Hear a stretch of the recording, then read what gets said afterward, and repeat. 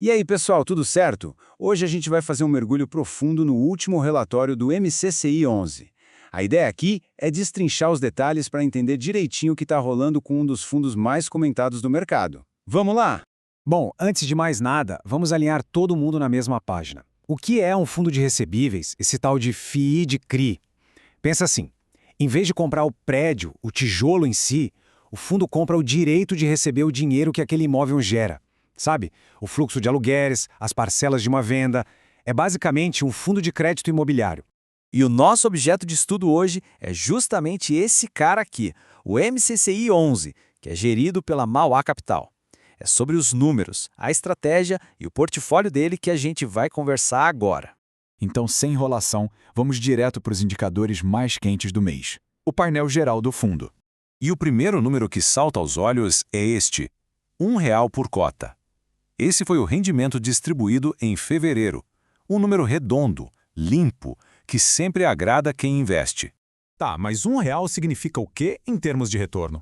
Bom, isso dá um dividend yield anualizado de 13,3%. Um retorno bem expressivo considerando o preço da cota no fechamento do mês. E só para dar uma noção do tamanho da operação, estamos falando de um patrimônio líquido que passa de 1,6 bilhão de reais. É um fundo gigante, sem dúvida. Certo, os números são ótimos, mas como a gestão consegue entregar isso? Qual é o segredo? Vamos dar uma olhada na estratégia por trás dos pagamentos. E aqui está a filosofia da casa, direto do relatório. A palavra-chave, o mantra deles, é estabilização. O grande objetivo é evitar aqueles sobes e desces malucos nos rendimentos. A ideia é entregar algo previsível e constante. Aí a gente chega num ponto interessante. Olha só que curioso. O resultado do fundo no mês foi de 75 centavos por cota. Mas o valor distribuído foi de R$ 1. Ué, como assim? De onde saíram esses 25 centavos? E aqui está a explicação. Não tem mágica, tem gestão de caixa. O fundo usa as reservas que acumulou em meses de resultados mais fortes para complementar o pagamento em meses como este. É exatamente essa ferramenta que eles usam para manter a tal da consistência. Ok? Entendido. Agora vamos fazer o seguinte, abrir o capô do fundo e ver onde de fato o dinheiro está alocado. Como esperado de um FI de CRI, a maior parte esmagadora, 76%, está em CRIs. O resto se divide entre investimentos em outros fundos, algumas posições táticas e uma pequena parcela em caixa para dar liquidez. E esses CRIs estão ligados a quais setores?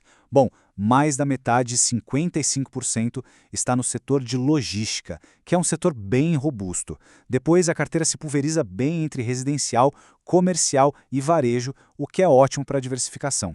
Em termos de geografia, também não tem muita surpresa. A concentração maior, 57%, está em São Paulo, que é o coração econômico do Brasil. Mas, de novo, nota-se uma boa diversificação pelo resto do Sudeste e outras regiões do país. E essas imagens ajudam a gente a materializar tudo isso. No fim do dia, aqueles números e gráficos representam dívidas ligadas a ativos de verdade, a galpões logísticos gigantes, a prédios residenciais modernos. É disso que estamos falando. Agora que já entendemos a carteira e a estratégia, vamos dar um passo para trás. Vamos ver como esse conjunto todo se comportou ao longo do tempo. O que esse gráfico mostra é bem poderoso. A linha do MCI 11, que representa o retorno total, ou seja, a valorização da cota mais os dividendos, tem ficado consistentemente acima de dois referenciais muito importantes. O IFIX, que é o principal índice dos fundos imobiliários, e o CDI, a nossa taxa básica de juros. Isso é um sinal forte de performance. Resumindo a história, o que a gente vê é um fundo com uma filosofia clara de estabilidade, uma carteira bem diversificada e um histórico de entregar resultados acima da média. A pergunta que fica no ar é, o que será que a foto do próximo mês vai nos mostrar? Fica aí a reflexão.